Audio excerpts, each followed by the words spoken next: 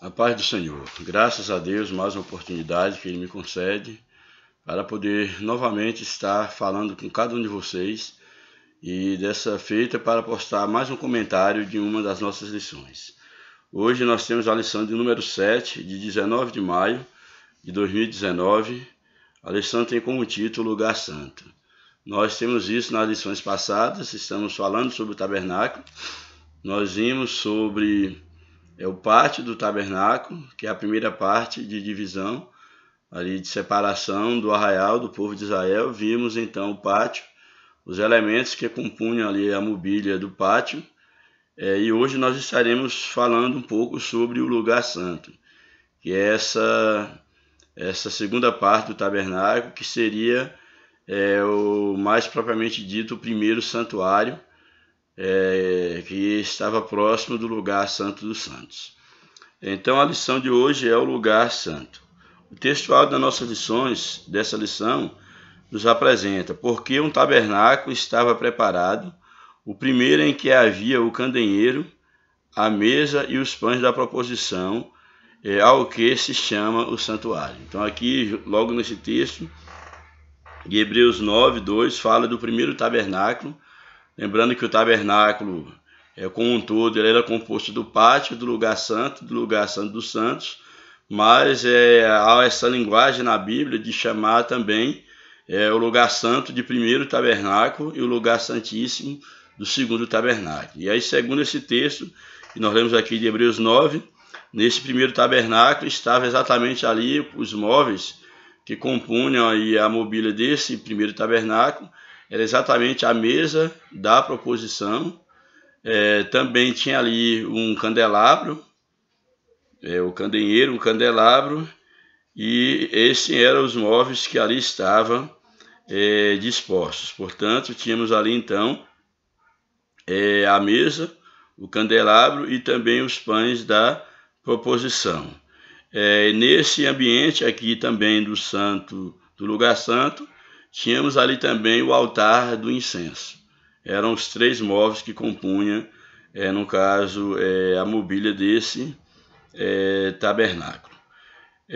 Aí nós temos, na verdade prática, o seguinte: através de sua morte expiatória, Jesus nos garantiu o livre acesso ao Santíssimo Deus.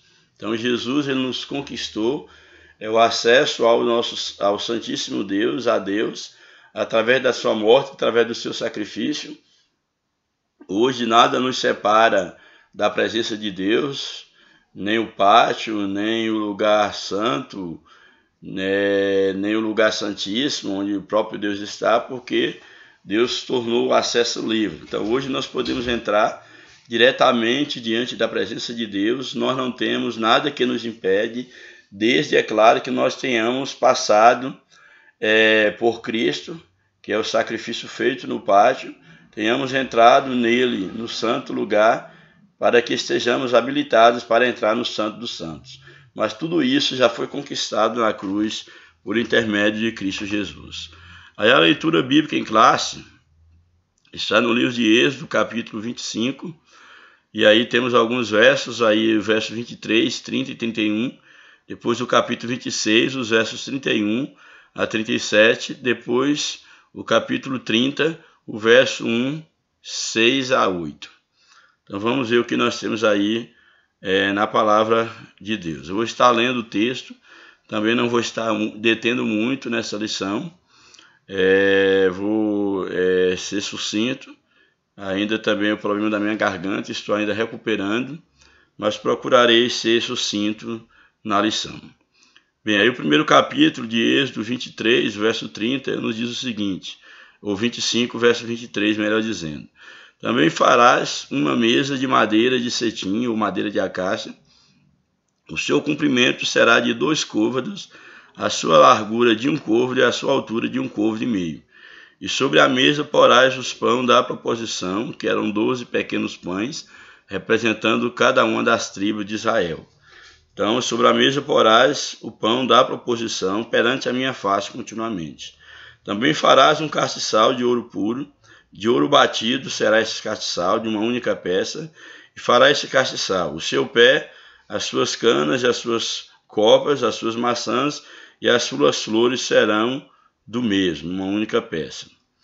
Aí o capítulo 26, versos 31 a 37. Depois farás um véu de pano azul e púrpura e carmesim e linho fino torcido com querubins, de obra-prima se fará. E o porás sobre 4 colunas de madeira de cetim, cobertas de ouro sobre 4 bases de prata, seus colchetes serão de ouro. Pendurarás o véu debaixo dos colchetes e meterás a arca do testemunho ali dentro do véu. Aqui, essa parte do texto se refere ao lugar santíssimo. E esse véu vos fará separação entre o santuário, entre o lugar santo e o lugar santíssimo.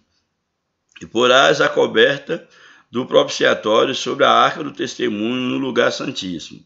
E a mesa porás fora do véu, fora do lugar santo, santíssimo, e o castiçal defronte da mesa, ao lado do tabernáculo para o sul, e a mesa porá para o norte. Farás também para a porta da tenda uma coberta de pano azul, e púrpura e carmesim e linho fino torcido de obra de bordador. E farás para esta coberta 5 colunas de madeira de cetim, e as cobrirás de ouro. Seus colchetes serão de ouro, e far-lhe-ás de fundição 5 bases de cobre. Aí o capítulo 30, versos 1, 6, 7 e 8.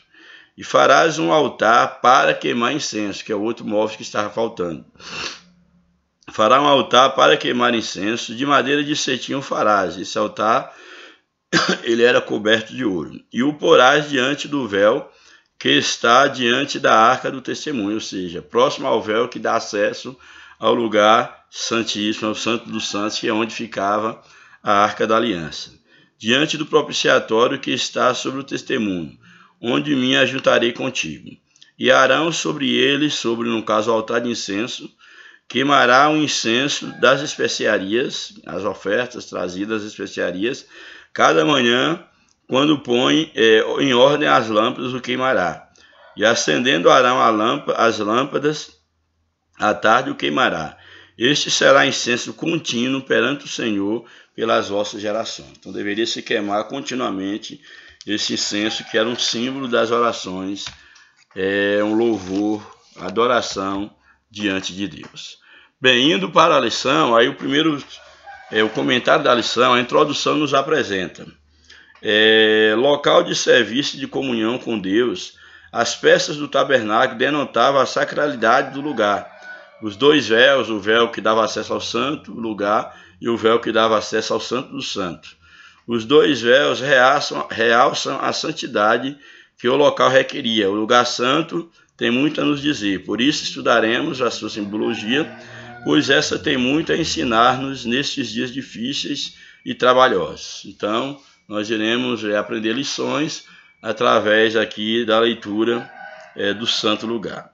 O primeiro tópico da lição nos apresenta lugar santo, um local de serviço e comunhão com Deus. É muito interessante nós observar que desde quando o homem ele adentra ao tabernáculo, a porta que dá acesso ao pátio, já há serviço sendo prestado a Deus.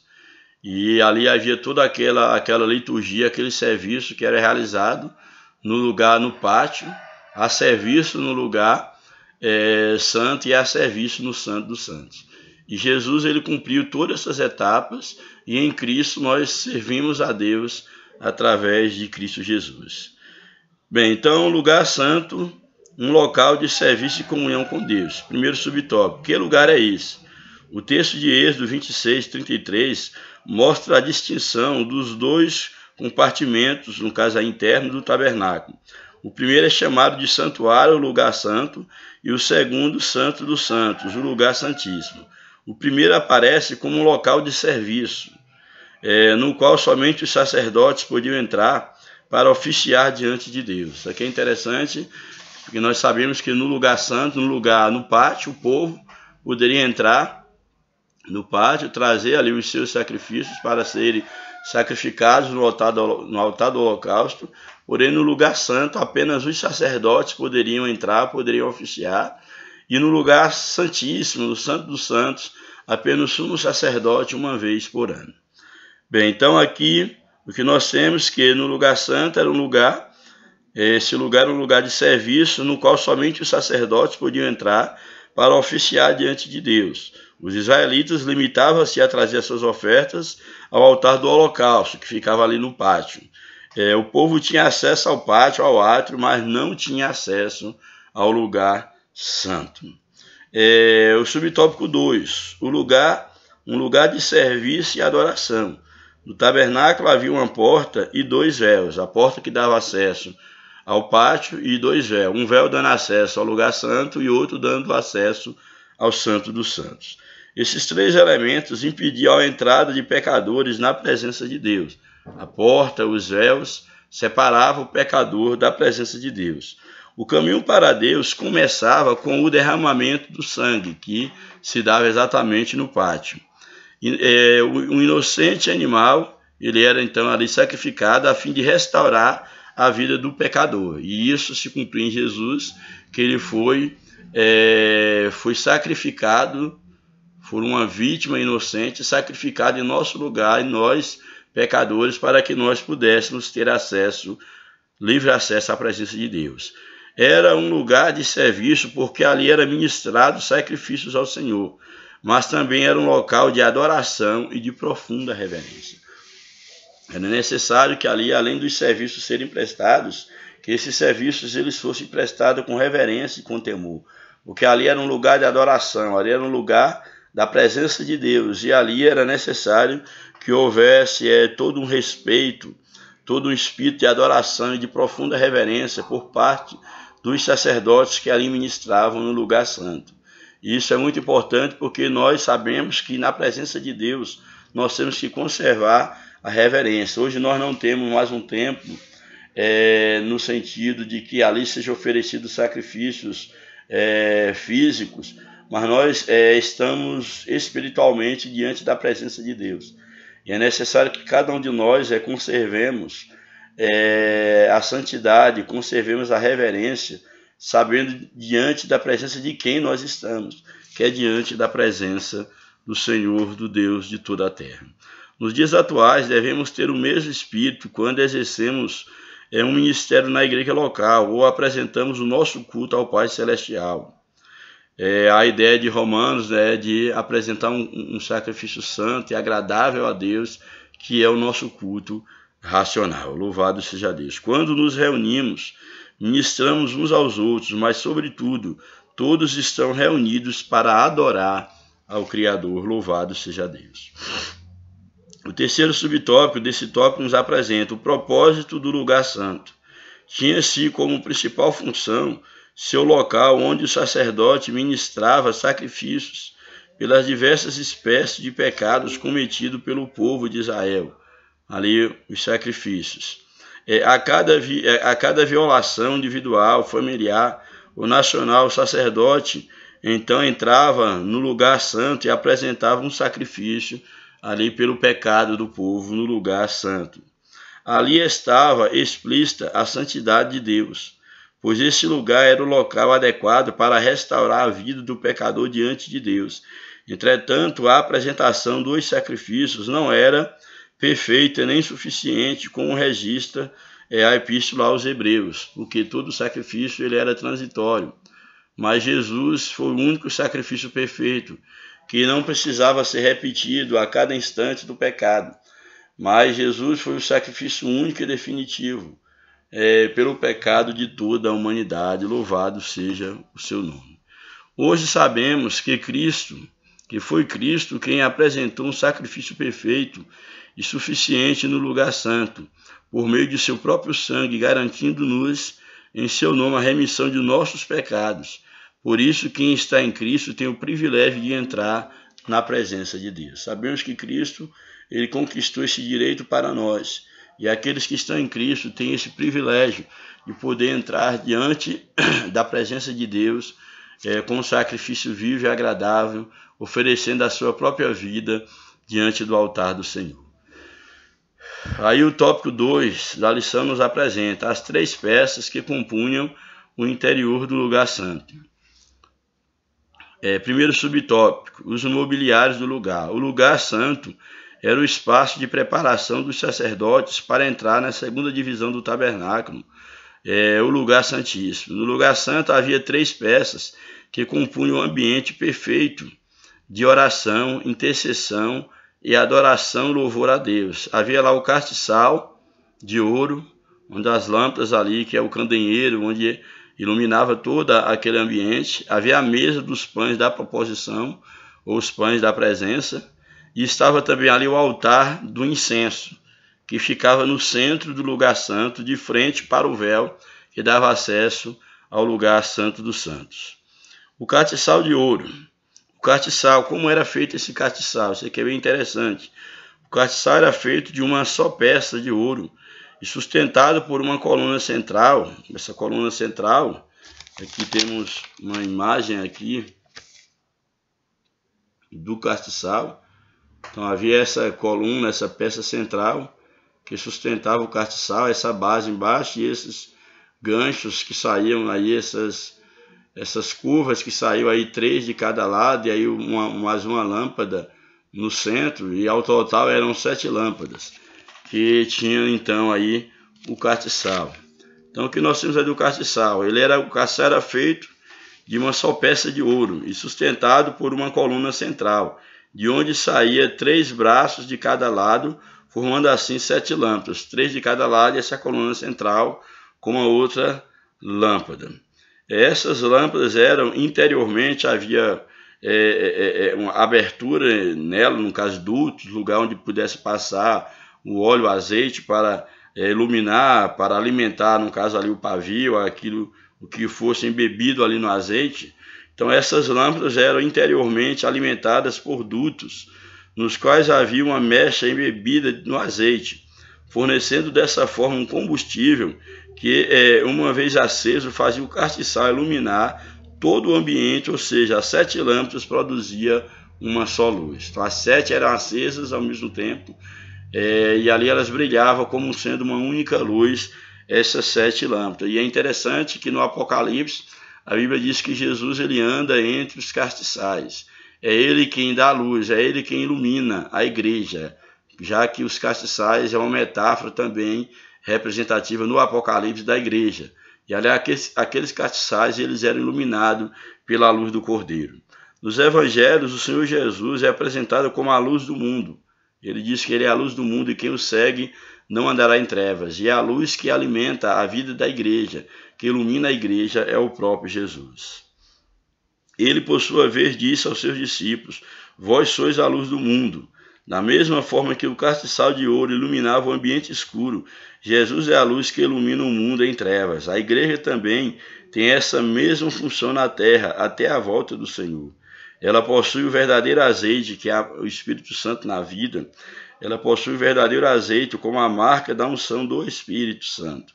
Assim somos chamados por Cristo a iluminar o mundo, pregando o evangelho com poder, autoridade e ousadia. Então o castiçal ele era fundamental dentro daquele contexto para iluminar o tabernáculo, mesmo porque não havia energia elétrica, e esse castiçal era exatamente a luz que iluminava o ambiente. E Jesus ele se apresenta como a luz do mundo.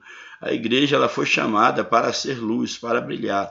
Então aí o castiçal ele tem muito para nos ensinar sobre a manifestação da vida de Deus, do Espírito de Deus, através da vida da igreja. O terceiro subtópico, a mesa com os pães da proposição. A mesa era feita de madeira de acácia e recoberta de ouro. Era uma pequena mesa, uma mesa pequenininha, com medidas como nós já vimos que no início da lição, a mesa que deveria ser feito.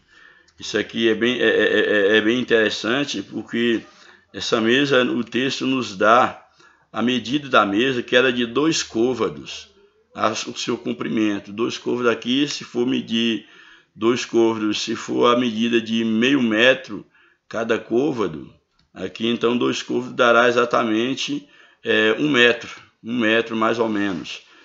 Seria o comprimento, a altura de um côvado, que seria em média de 50 centímetros, e a largura e a altura de um côvado e meio, cerca de 75 centímetros, mais ou menos. Então era uma pequena mesa.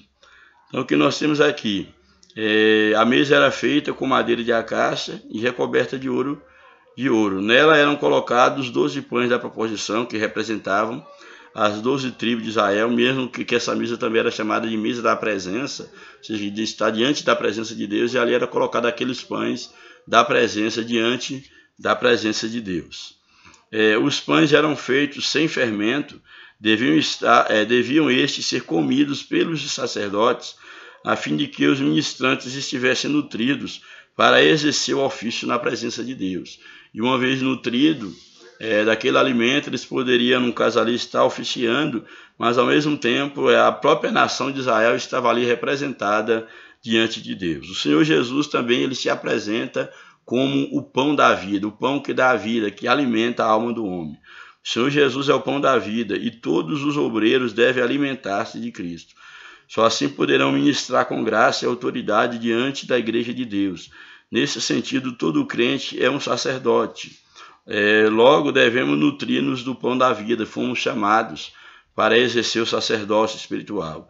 Somos o sacerdócio real feito por Deus. Então, temos aqui essa função, os pães da mesa, qual era a intenção ali diante de Deus, que era exatamente estarem sendo apresentados ante a presença de Deus. E o altar do incenso. O altar de incenso era também identificado como o altar de ouro ou altar de cheiro suave, em virtude do perfume feito à base de plantas aromáticas que, queimadas sobre ele, exalavam um agradável perfume. Esse altar também ficava diante do véu que dava acesso ao lugar santíssimo. Sempre nós vamos ver que o homem, para ter acesso a Deus, sempre passava por um altar. Passava pela porta e vinha um altar, vinha ali a bacia de lavar. Aí, em seguida, o homem agora tem essa experiência de passar pela luz do candeeiro, a mesa da presença e um altar, para dar acesso aos santos dos santos. A palavra de Deus correlaciona o incenso como uma figura da oração. Então, o incenso na Bíblia é colocado como uma figura da oração, e ali era um altar do incenso. No sumo sacerdote, Jesus Cristo intercede por nós. Ele cumpriu sua tarefa de interceder, de intercessor supremo, quando, através da sua morte, fez-se nosso único mediador entre Deus e os homens. Louvado seja Deus. E, finalmente, nós temos o último tópico da lição. Minha garganta já está tanto quanto cansada, minha voz também. Terceiro tópico da lição, o véu que demarca o lugar santo e o lugar santíssimo. O primeiro véu. Então, aqui havia dois véus, melhor dizendo, como já falei, um véu que separava o lugar santo e um outro véu que separava, no caso, o santo do santo. Então, o primeiro véu dentre esses dois véus. Depois de passar pelo altar do holocausto, que era esse altar que estava no pátio, e pelo lavatório no pátio, havia no tabernáculo um véu que dava acesso ao lugar santo. Esse véu ficava na entrada do lugar santo.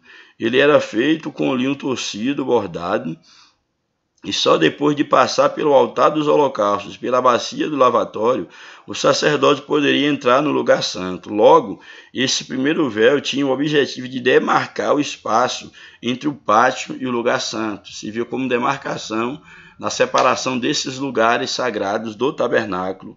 Aqui começava a ficar claro os espaços permeados de sacralidade do tabernáculo. Aí há uma demarcação, porque esses véus, juntamente com a porta, queria separar os lugares do tabernáculo. Esse véu, primeiro véu em relação à porta, separava, demarcava o pátio. Desse primeiro véu até o segundo véu, demarcava o lugar santo.